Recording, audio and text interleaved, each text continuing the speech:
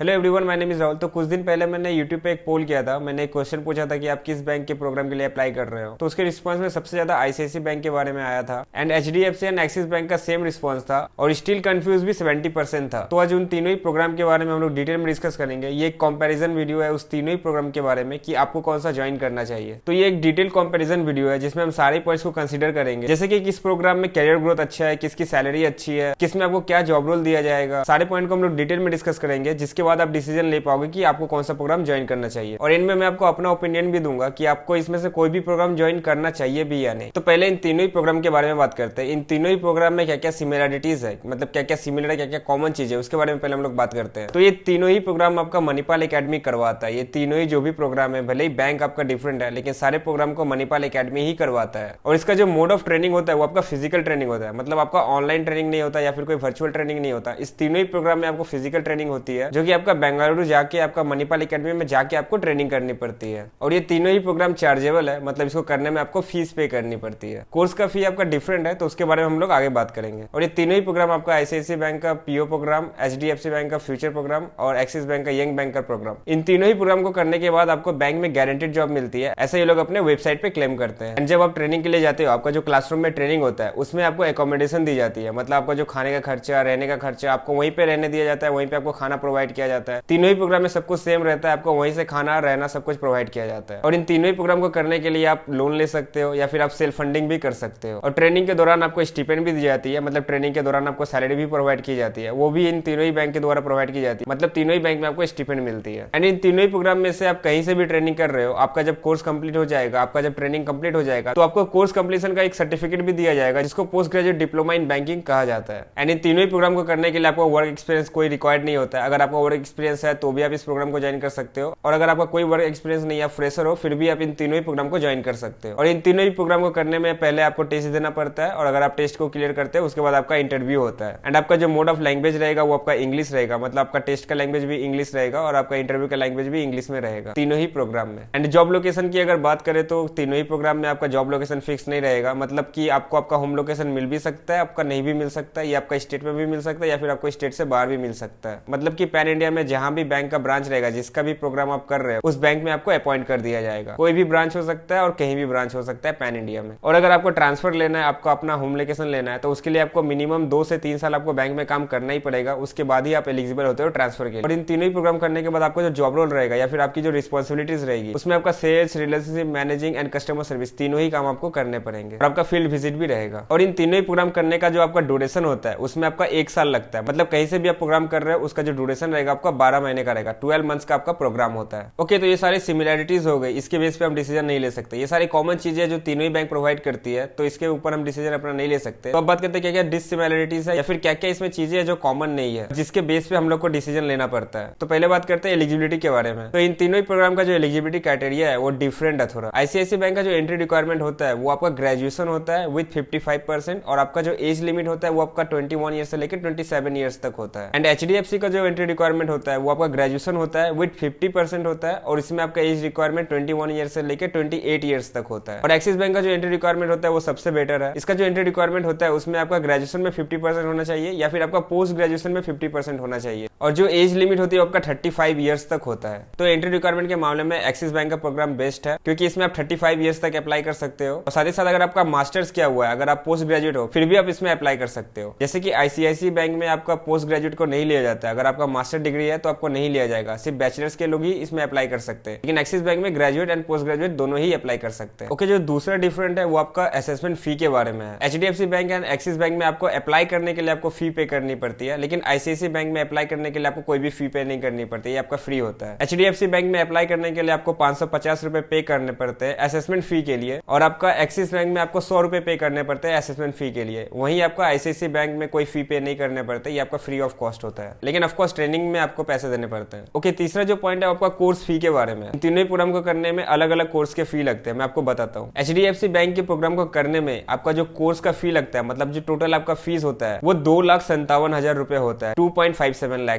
एक साल के लिए। वहीं आपका आईसीआईसी बैंक का प्रोग्राम करने में आपको 2,55,500 रुपए लगते हैं, 2,55,500 रुपीज एक साल के लिए। एंड आपका एक्सिस बैंक के प्रोग्राम को करने के लिए एक साल में आपको 2,80,000 रुपए पे करने पड़ते हैं। तो कोर्स का फीस सबसे ज्यादा एक्सिस बैंक का है। ओके, चौथा जो पॉइंट है वो आपका स्टिपेंड है, जो इन तीनों ही प्रोग्राम को डिफरेंट बनाती है। तो इन तीनों ही प्रोग्राम को करने में आपको सैलरी प्रोवाइड की जाती है, जिसको स्टिपेंड बोलते हैं, और ये आपका डिफरेंट होता है। तो पहले बात करते हैं HDFC बैंक के स्टिपेंड के बारे में। तो इसका जो कोर्स का स्ट्रक्चर होता है वो आपका 3 टर्म में डिवाइडेड होता है। पहला जो टर्म होता है आपका 4 महीने का होता है, जिसको क्लासरूम ट्रेनिंग बोलते हैं। दूसरा जो टर्म होता है आपका 2 महीने का होता है, जिसको इंटर्नशिप बोलते हैं। और तीसरा जो टर्म होता है आपका 6 महीने का होता है, जो आपका ऑन द जॉब ट्रेनिंग होता है। तो पहले 4 महीने में आपको 5,000 रुपए करके सैलरी प्रोवाइड की जाती है, जो कि 20,000 रुपए होता है। दूसरे 2 महीने में आपको 10,000 रुपए करके सैलरी प्रोवाइड की जाती है, जो कि फिर से 20,000 रुपए होता है। और तीसरे मंथ में आपको 24,000 से लेकर 26,000 सैलरी प्रोवाइड की जाती है 6 महीने के लिए। तो इस कोर्स के दौरान जो आपको टोटल स्टिपेंड मिलती है वो आपका 1,96,000 होता है मैक्सिमम। अब बात करते हैं ICICI बैंक के स्टिपेंड के बारे में। तो ICICI बैंक का जो कोर्स का स्ट्रक्चर होता है वो भी 3 पार्ट में डिवाइडेड होता है। पहला जो टर्म होता है आपका 4 महीने का होता है, दूसरा जो टर्म होता है आपका 2 महीने का होता है, और तीसरा जो टर्म होता है वो आपका 6 महीने का होता है। तो पहला 4 मंथ आपका क्लासरूम ट्रेनिंग होता है, दूसरा 2 मंथ आपका इंटर्नशिप होता है, और तीसरा 6 मंथ आपका ऑन द जॉब ट्रेनिंग होता है। तो पहले 4 महीने के लिए आपको 5,000 करके सैलरी प्रोवाइड की जाती है पर मंथ, जो कि आपका 20,000 रुपए होता है। और टर्म 2 जो कि 2 महीने का होता है, उसमें आपको 22,000 से लेकर 24,000 सैलरी प्रोवाइड की जाती है 2 महीने के लिए। और टर्म 3 जो आपका 6 महीने का होता है, उसमें आपको 28,000 से लेकर 32,000 सैलरी प्रोवाइड की जाती है 6 महीने के लिए। और 1 साल की ट्रेनिंग करने के बाद आपको जो स्टिपेंड मिलती है वो आपका 2,14,000 से लेकर 2,42,000 तक आपको मिलती है मैक्सिमम। एंड अब बात करते हैं एक्सिस बैंक के स्टिपेंड के बारे में। इसका जो कोर्स का स्ट्रक्चर होता है वो आपका 3 टर्म में डिवाइडेड होता है। पहला जो टर्म होता है आपका 4 महीने के लिए होता है, दूसरा जो टर्म होता है आपका 3 महीने के लिए होता है, और जो इसका लास्ट का टर्म होता है थर्ड टर्म, वो आपका 5 महीने के लिए होता है। और इसका जो स्टिपेंड का स्ट्रक्चर है वो आपका ICICI bank and HDFC bank से डिफरेंट होता है। तो पहले टर्म में आपको 5,000 की सैलरी प्रोवाइड की जाती है 4 महीने के लिए, जो कि आपका 20,000 रुपए होता है। एंड तीसरे टर्म से जो आपका CTC रहता है वो आपको प्रोवाइड कर दी जाती है। तो एक्सिस बैंक की ट्रेनिंग को पूरा करने के बाद आपको जो सैलरी मिलेगी वो आपका 3 लाख तक आपको मिलेगा मैक्सिमम। तो स्टिपेंड सबसे ज्यादा देखा जाए तो एक्सिस बैंक में ही आपको मिलती है। लेकिन स्टिपेंड ही सिर्फ आपका एक फैक्टर नहीं है कि आप अपना डिसीजन लोगे, क्योंकि जो स्टिपेंड आपको मिलेगा वो सिर्फ आपका ट्रेनिंग के दौरान मतलब 1 साल के लिए मिलेगा, लेकिन उसके बाद जो आपको सैलरी मिलेगी वो भी आपका डिफरेंट है अलग अलग बैंक में।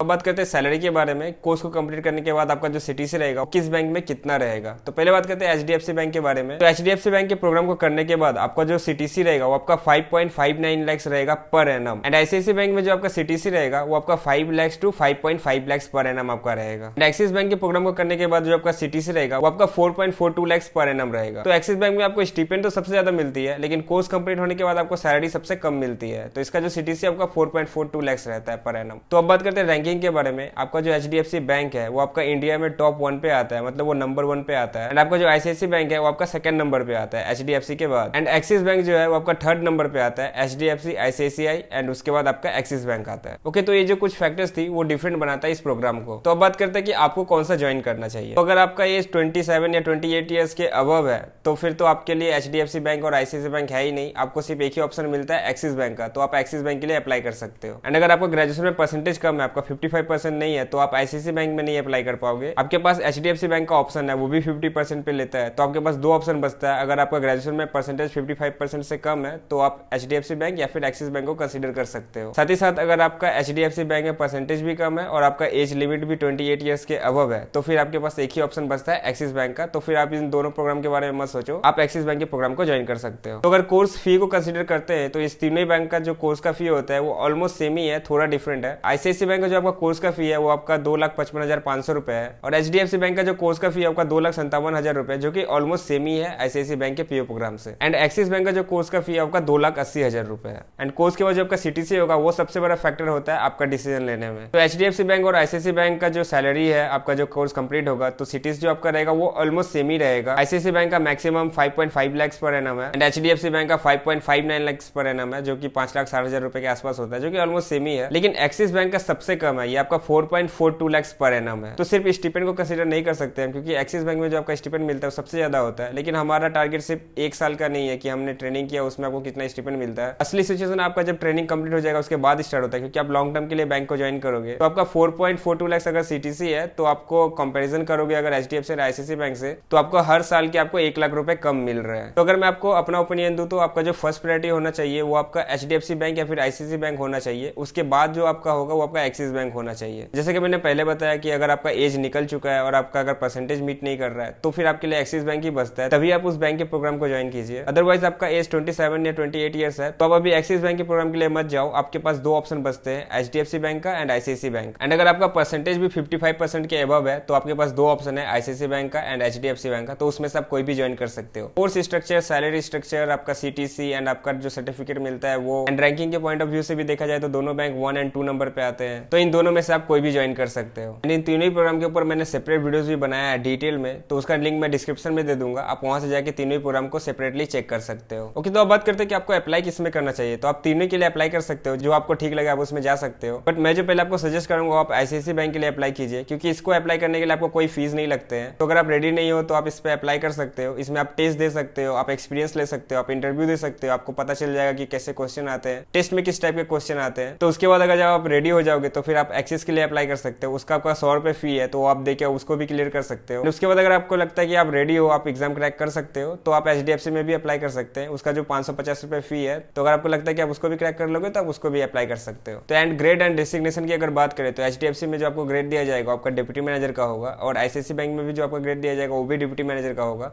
लेकिन एक्सिस बैंक में जो आपको ग्रेड दिया जाएगा आपका असिस्टेंट मैनेजर का होगा। तो जॉब रोल लगभग सेम ही है, सब में आपको सेल करना पड़ेगा बैंकिंग के प्रोडक्ट्स को, नया कस्टमर आपको एक्वायर करना पड़ेगा, पोर्टफोलियो बनाना पड़ेगा, क्लाइंट्स को आपको सेल करना पड़ेगा, आपको रिलेशनशिप मैनेज करना पड़ेगा सारे क्लाइंट्स से। किसी क्लाइंट का अगर आपका करंट अकाउंट है तो उसमें आपको पैसे डिपॉजिट करवाने पड़ेंगे, मतलब आपको वॉलेट शेयर बढ़ाना पड़ेगा। तीनों ही प्रोग्राम अगर आप करोगे तो आपका सिमिलर ही जॉब रोल रहेगा। लेकिन जब आप एक बैंक से स्विच करोगे दूसरे बैंक में, तो जो आपका सीटीसी रहेगा उसके ऊपर आपको हाइक भी मिलता है। तो आपका सीटीसी अगर अच्छा रहेगा तो उसके बाद आपको जो आगे आपको सैलरी मिलेगी वो भी आपको सेम या उससे ज्यादा मिल सकती है। तो अगर ज्यादा सीटीसी है तो आपका ये भी बेनिफिट हो सकता है। तो अब बात करते हैं इस तीनों ही प्रोग्राम में से कोई भी प्रोग्राम आपको ज्वाइन करना चाहिए भी या नहीं। तो आप ज्वाइन कर सकते हो कोई भी प्रोग्राम को, क्योंकि ट्रेनिंग के बाद आपको जॉब गारंटेड मिलती है। एंड इस ट्रेनिंग को करने में जो आपका फीस लगता है उसमें आपको स्टिपेंड भी मिलता है। तो ट्रेनिंग जब आप करते हो तो उसके बीच ही आपका जो फीस रहता है वो रैप अप हो जाता है। बट हाँ, इसमें पैसे लगते हैं और आपको जो प्रोफाइल दी जाती है वो सेल्स का ही प्रोफाइल होता है। तो नॉर्मली भी अगर आप बैंक के करियर पोर्टल से अप्लाई करते हो तो फिर आपको जॉब मिल जाती है, आप सेल्स ऑफिसर के रूप में सेलेक्ट हो जाते हो, और आप जब काम करते हो तो उसके बाद आप प्रमोट भी हो सकते हो। तो मैं सजेस्ट करूंगा कि आप पहले खुद से अप्लाई कीजिए, खुद से इंटरव्यू दीजिए, डायरेक्ट आप अप्लाई करके ज्वाइन कीजिए। और बैंक में जॉब कैसे अप्लाई करना है उसका डिटेल वीडियो अपलोडेड है, तो जाके वो आप चेकआउट कीजिए। एंड अगर कोई ऑप्शन नहीं है आपको जल्दी से ज्वाइन करना है तो फिर आप इस प्रोग्राम को ज्वाइन कर सकते हो। तो ये डिटेल कंपैरिजन वीडियो कैसा लगा गाइस मुझे नीचे कमेंट्स में बताइए। अगर ये आपको वीडियो पसंद आया तो इसको बिल्कुल लाइक कीजिए, और आपके अगर कोई भी डाउट्स है तो मुझे नीचे कमेंट्स में पूछिए, मिलकर डिस्कस करते हैं कमेंट में। Thank you so much for watching till the end, take care, bye bye, जय हिंद।